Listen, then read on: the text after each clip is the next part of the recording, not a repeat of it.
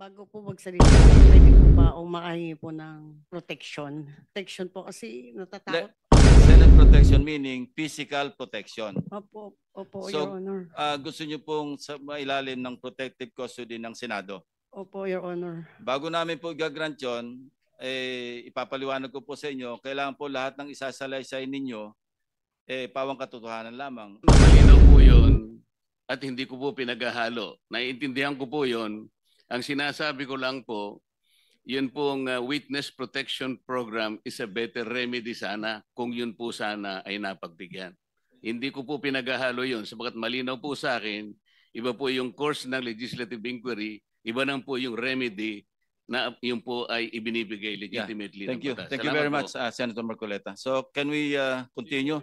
Meron ka na lang 25 seconds, so you better wind up because si Senator JB is waiting in the wings. Salamat, Mr. Chair. So, Mr. Diskaya, saan nyo binibigay sa kanila ang pera?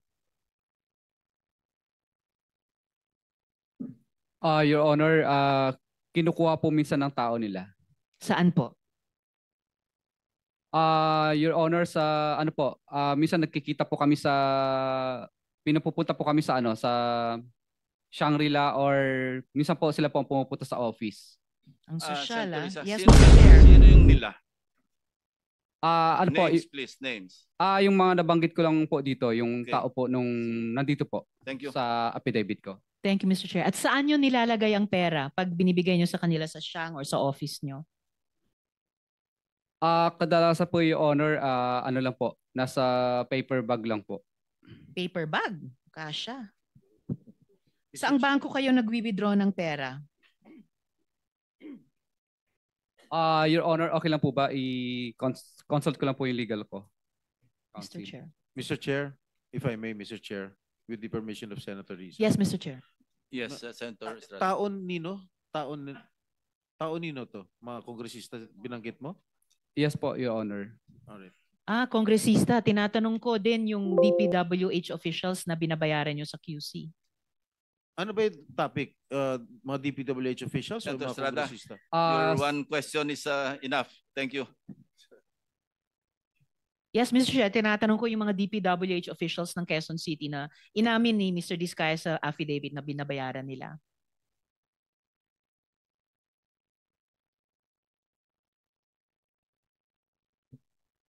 Your Honor, pinupupunta po nila kami sa sa office po nila para dalhin. DPWH office? Yes po, Your Honor. Wow.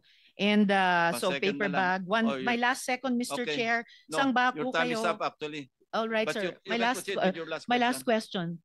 And one last brief manifestation. Kasi tinanong ko na, saang bangko kayo nag-withdraw ng pera?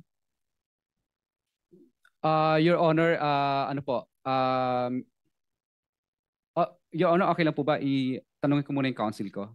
Tinanong nyo na po kanina. In the meantime, you can Yes, my last pag-reserve na lang manifestation. yung manifestation sa second round. No? In fairness to the others who are waiting. Yes, Mr. Chair. It's for the AMLAC. Hopefully, hindi pa sila aalis before 12 noon.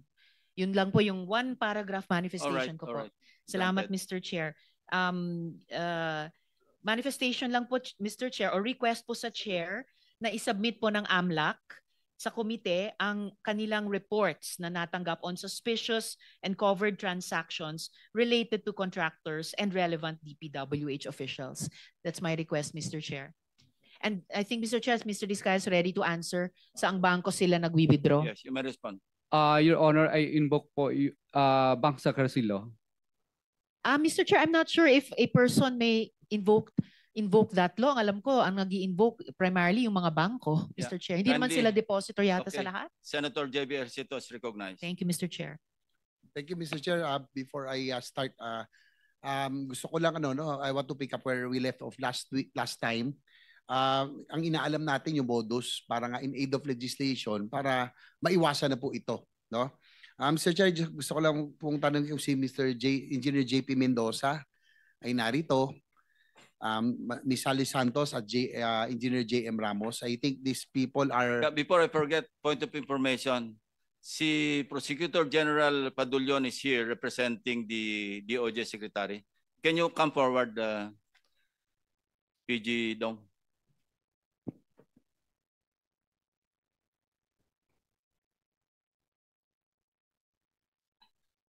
Siguro marami natin sa secretariat kung nandito po sila JP Mendoza, JM Ramos at Sally Yeah. Santos. JP Mendoza, are you present?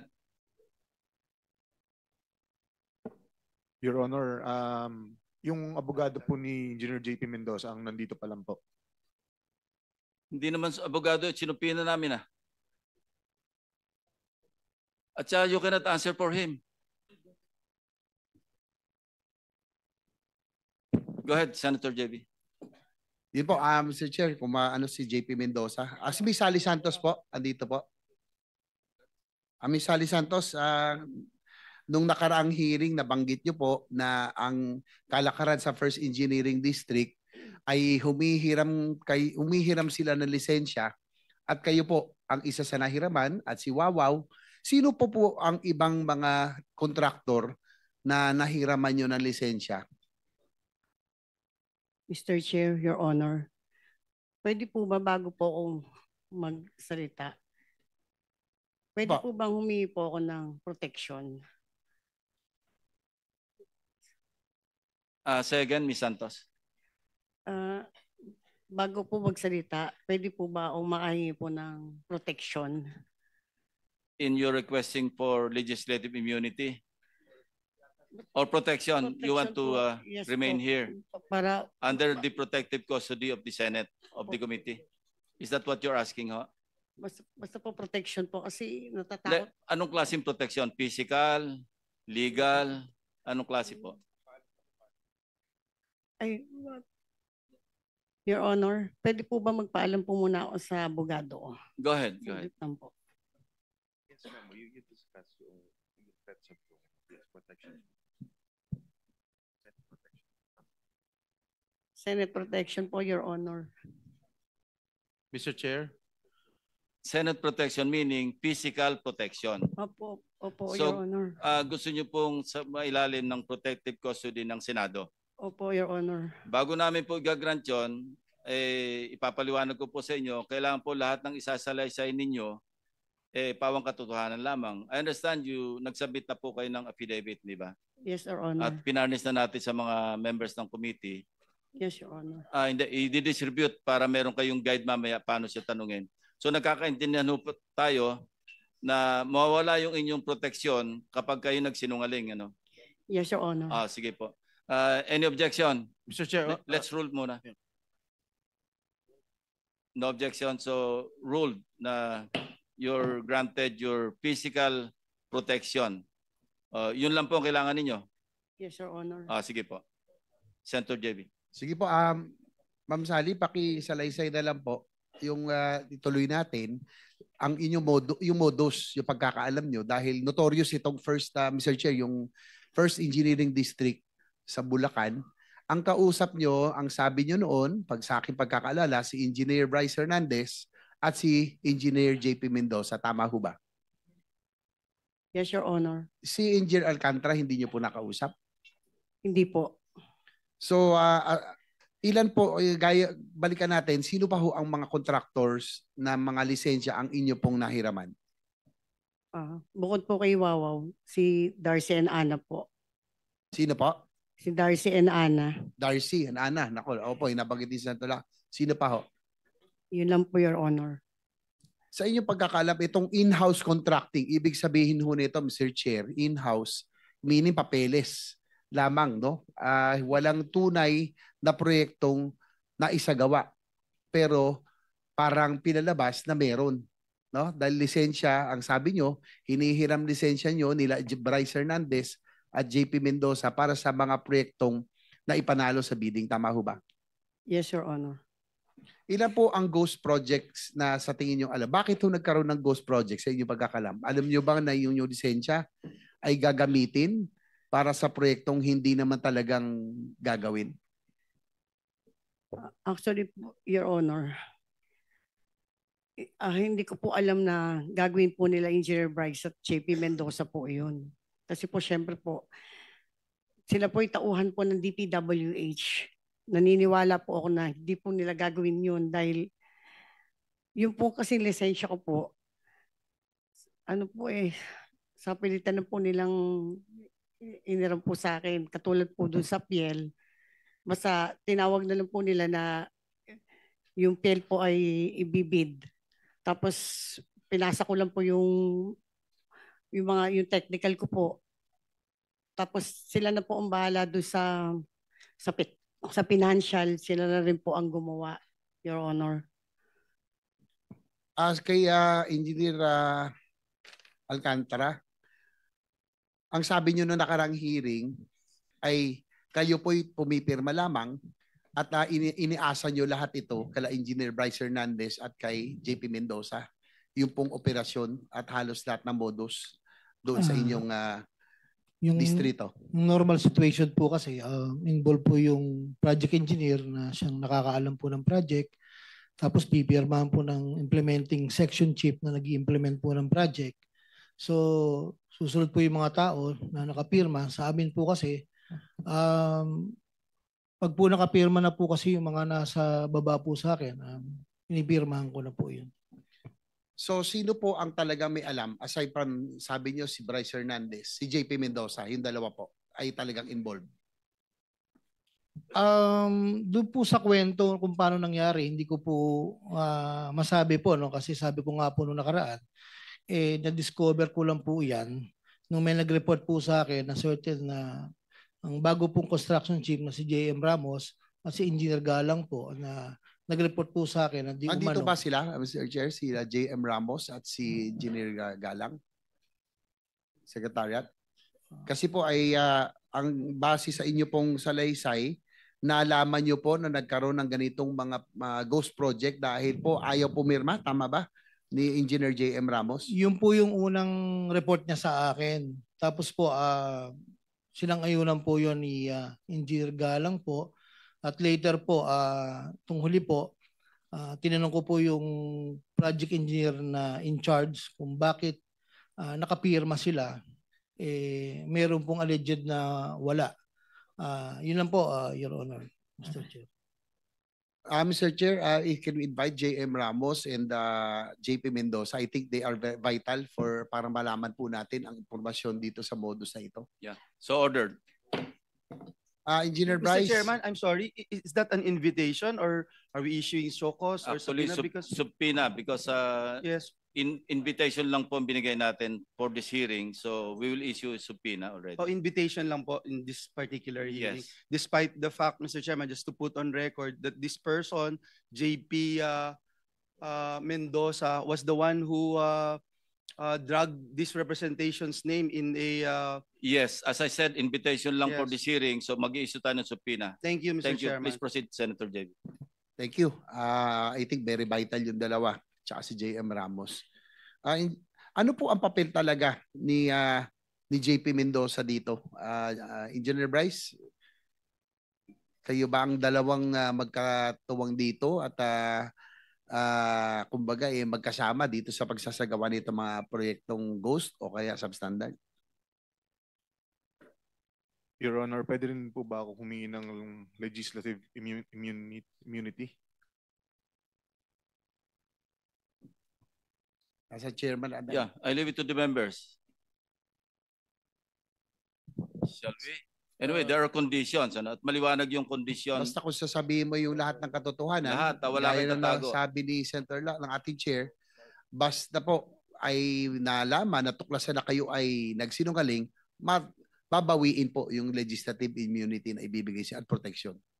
Mr. Chair, pwede ko bang tanungin muna si Bryce, bakit sa House hindi ka humingi ng legislative immunity? Bakit dito humihingi ka? Your Honor, ngayon ko lang din po nalaman na meron po palang ganun na pwedeng gamitin. Pasensya na po kayo. Okay, that's clear. Senator JB.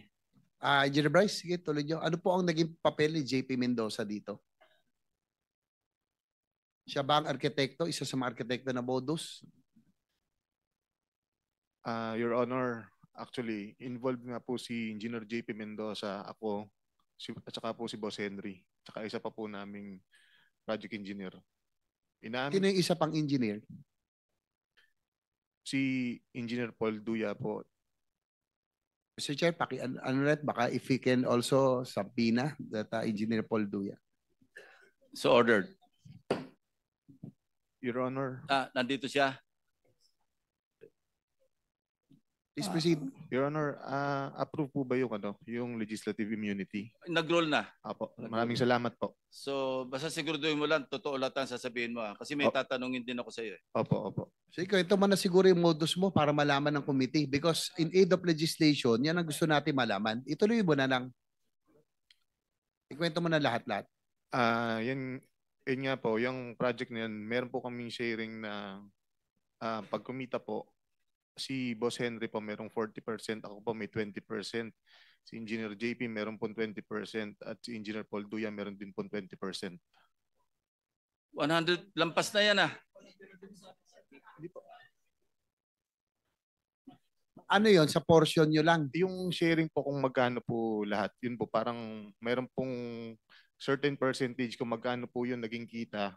Yun po yung hatian. Pasensya na po, hindi ko lang po naliwanag ng maayos. Pero, tanong ko, Engineer Bryce, bakit nyo naisip yung ghost? Kasi alam mo, minsan, matatanggap pa natin kung may konting pakinabang pero gagawin nyo yung proyekto eh. Ito wala talaga. Paano nyo naisip? Bakit ba? Ano rason? Tumaas ba tara? O tumaas ang cost? Bakit hindi nyo ginawa yung mga proyekto? Isa na nga rin pong isa na rin pong kasagutan yung tumaas po ang tara. Ano po yung tarang nyo? Kanino napupunta? Sa proponent daw po, sabi ni boss. Honest, wala po akong direktang pakikipag-usap sa proponent. Engineer Alcantara, DE. Sabi mo, Boss Angeles, yung dating DE yan, di ba? Raul Angeles? Hindi po, wala po akong binanggit na Angeles po. Sorry. Engineer Alcantara, sino po yung proponent na sinasabi ni Bryce? Hindi ko po alam sa kanya, Your Honor. Every time po na may tatanong sa kanya, puro po ang turo sa akin. Maliwanag mo naman po rito na sinasabi ng mga contractor na sila po ang kausap dyan, Your Honor. Hindi, pero under oath po kayo, Engineer Yes, sir. Alcantara, para mabawasan na nyo. Turuan nyo na kami, tulungan nyo na kami malaman ng katotohanan. Total, andyan na kayo sa ganitong posisyon, sitwasyon. Sino po buwang mas mataas na opisyal ang nakakaalam nito o may kinalaman nito? Whether insertion o pinayagan yung inyong modus, mayroon bang mas mataas opisyal ng DPWH? Mayroon bang legislator na yan ang sinususpetsahan? Dahil, sige po.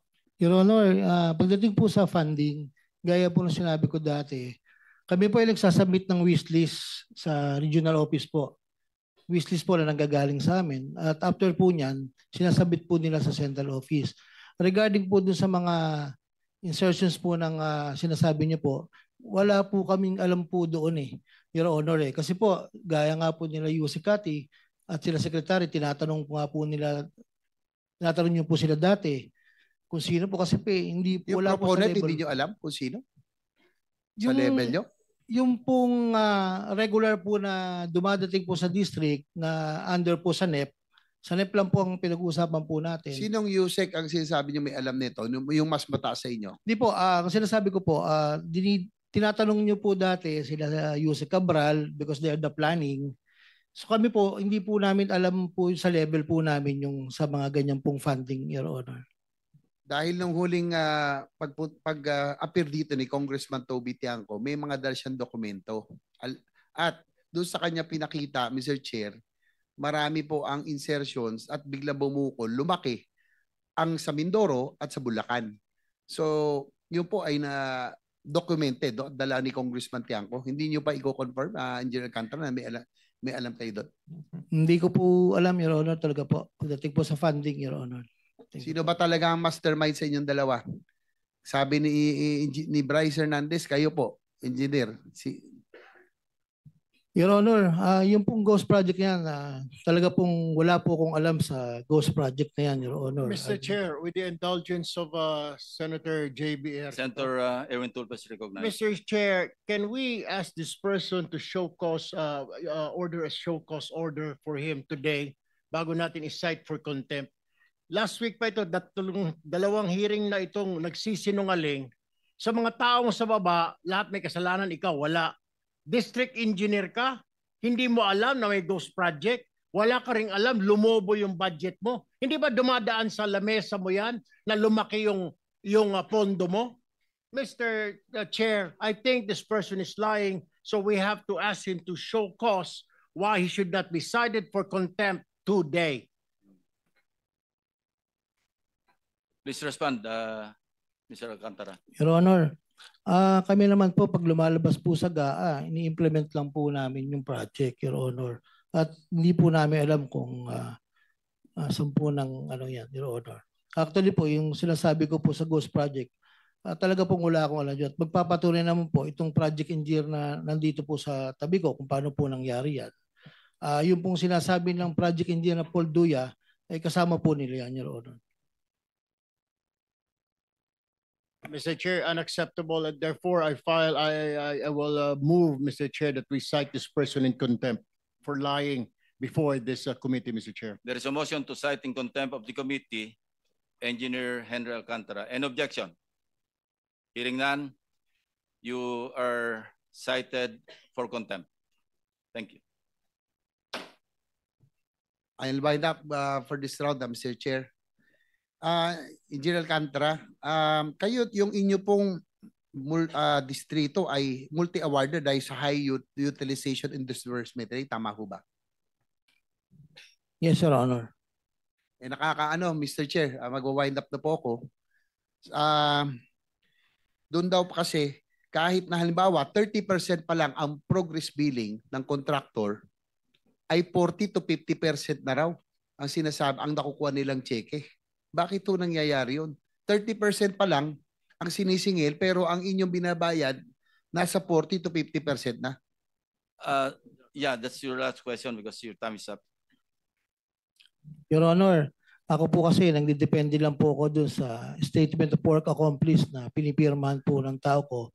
Kung ano po ang accomplishment na nasa field, sila po kasi ang nagsacertify po ng Your Honor. Thank you po. Thank you, Mr. Chair. Siguro, last na, Bryce, sino ang proponent? Alam mo ba? Ayaw kasi sabihin ni Engineer Alcantara. May alam ka ba? Sabihin mo na, para may inyong immunity na sa'yo. Ang sinasabi lang po sa amin ni Boss, wala po akong specific kagaya po nung sa iba na sa ibang senators po na nabanggit ni Boss. Pero dito po, wala po siyang specific na sinabi kung kanino po. Before I recognize Senator Amy, who's next in line, may papakita lang ako na slide. This will be a test of your credibility. Ano nga yung slide? Yung piles of cash na pinakita doon sa House.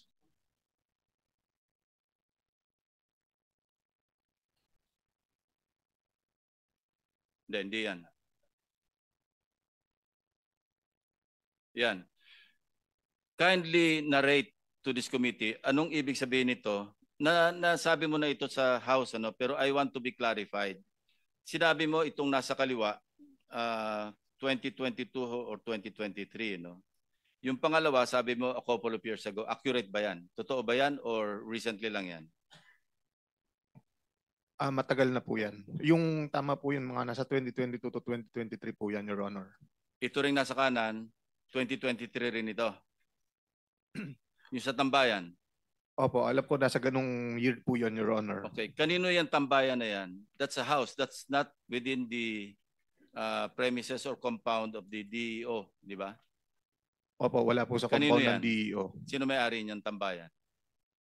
Sa pagkakaalam ko po, kasi hindi ko naman po nakita ang title nung Hindi, wag na yung title. Yung pagkaalam mo na kung kanino. Opo, kaibigan po ni Boss Henry Alcantara. Si Lauren Cruz. Opo, Your Honor. Yung bagman niya. Hindi ko po masabi, parang Dapat po. alam mo kung sino si Lauren Cruz. Kilala ko po siya. Bali, ninong ko po nga po siya. Kaya nga. Opo. So alam mong bagman siya. Kasi lahat ng mga dinodonate ni Henry Alcantara ng mga sasakyan kung kani-kanino, sa kanya nakapangalan yung invoice. Alam ko po. Oh, Opo. alam mo pala hindi ka nagsasabi ng totoo. Ang sinasabi ko sa iyo, sabihin mo lahat yung totoo rito, wag ka na magpaikot-ikot. Your Honor, ang naging dating po kasi sa akin ng bagman is parang tagadala po ng pera. Pasensya na po kayo. Oo nga, Hindi ko lang po naintindihan. Tagatago ng pera, tagadala ng pera. Ang alam ko po, opo. Kasi kanya tong lugar, di ba? Yes, Your Honor. Oh. Sabi ko sa iyo, wag ka magpasikot-sikot. Mas marami pa akong alam sa iyo kaysa sa alam mo. Ha? Wag mo kami paikutin dito. Senator Amy. Yes, thank you very much, Mr. Chairman.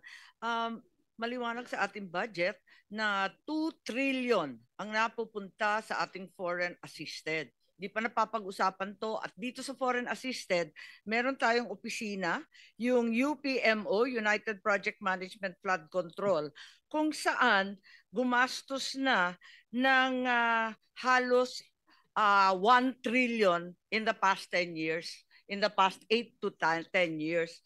Matagal ko nang hinihingi, paulit-ulit ko nang hinihingi mula pa nung first hearing, second hearing, third hearing, ang listahan ng UPMO kay Director Ramon Ariola.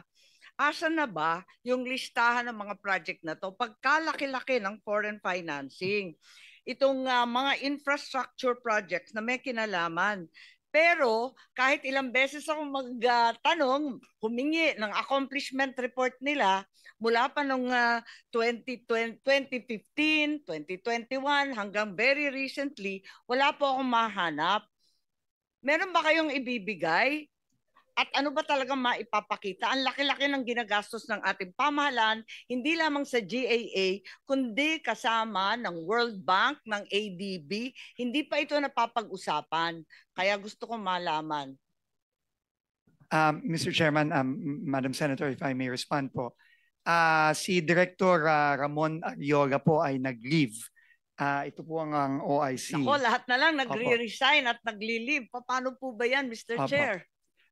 Mr. Chair, I was just informed now na naisumiti na po itong listahan na hinihingi po. Kailan at kanino? Ngayong araw lang po na ito at nasubmit na rin po Mr. Chairman, Madam Senator sa Kasi inyong magre-recommend na ako ng subpoena duces tecum dahil ang tagal-tagal ko na nag-iintay, wala naman maipakita ano yung mga accomplishment report. Nakakapagtaka. Mr. Chairman, Madam Senator, ito po, sinabit na po ngayon, kakabigay lang po sa akin ngayon. At, Nabasa na ninyo? Hindi pa po. Kakabigay lang sa inyo eh. Hindi ko pa po nababasa. Hindi pa ninyo natutuklasan ng mga Hindi pa himala ng flood control foreign assisted. Hindi pa Pangalan ng Pilipinas ang nakataya rito at wala akong maipakita itong mga listahan ng CDO River, ang Pampanga Bay, Pasig Marikina. Alam naman natin in NCR alone, bilyon-bilyon na ang ginastos dyan at wala pang maipakita. Pero mabalik sa foreign assisted, this year alone, 16 billion bigla ang hinihingi sa GAA. 9 billion every year before that, 16 billion bigla. Bakit ba bigla ang lumaki itong flood control na foreign assisted portion? Madam, Mr. Chairman, Madam Chair, this is, I think, the initial submission na ibinigay po ng UPMO. Nako, August 17 pa yan hinihingi. Ang tagal Apologies, naman nila mag-produce. Apologies, Mr. Chair. Ngayon ko lang din po nakita ito. Nasabit na rin ito. Gaano ba kahaba yung leave ni Director Ariola? Gaano ka ba? Dami naman nagtatago. Hanggang October 10 po ang kanyang final na leave. Pero ito na po ang mga dokumento. Pero sabi mo initial pa lang? Opo. Pinagtatakahan ko kasi 9 billion dati, bakit lalo lumobo sa 16 billion sa foreign assisted? Opo, we will submit this already today. I think the advance copy has been sent po to the Office of the Good Senator. No, we're not in receipt of any copy. Sinong staff? Nasubmit daw po kay Ma'am Joy Apostol. J. Apostol. Kailan po? Kailan? Wala. Yung binigay sa akin folder na halo-halo. Sinasummarize po namin pilit. Hindi naman maintindihan. Halo-halo yung flood control, yung iba pang project na foreign assisted. Baka naman pilit ninyo kami linilito. Opo. Sinumiti po last hearing daw po itong folder na ito na listahan ng Yes. Opo, lahat ng foreign assisted projects. It's incomplete and jumbled with other projects, nothing to do with the flood control, but nevertheless it approaches the amount of 1 trillion. Para ma-inspect rin ang ating mabuting chairman dahil parang hindi nahahalata, marami ring nauubos na flood control funds dito sa UPMO.